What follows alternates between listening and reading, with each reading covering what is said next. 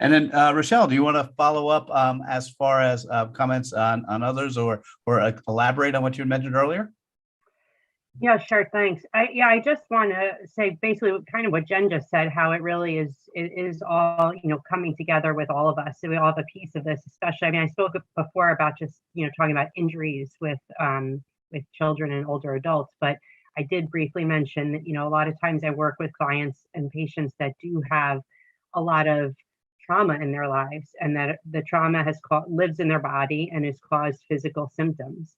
And what's really beautiful about John Barnes myofascial release, which is really different than any other modality I've ever learned or know of as a therapist, is, Jen said sometimes it's not always, you can't always get the traumas out verbally. And she mentioned some of the other things that they use at the center.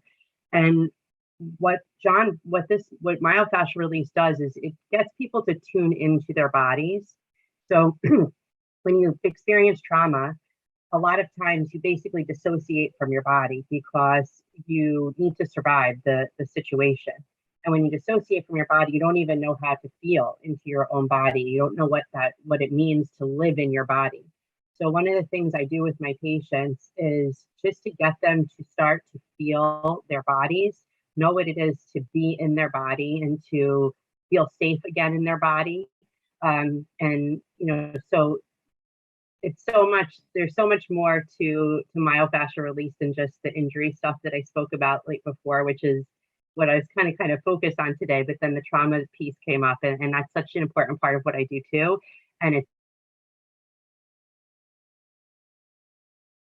in order to, and again, it ties into what Tracy said too, because in order for your, Tracy works on the biology and the food part of your system, but in order for the food and the nutrients to get where they need to go in your body, your fascial system also needs to be open. Your body needs to be open.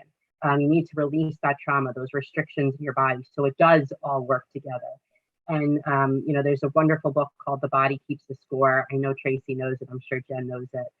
And it's written by a psychologist that speaks about how the body remembers everything.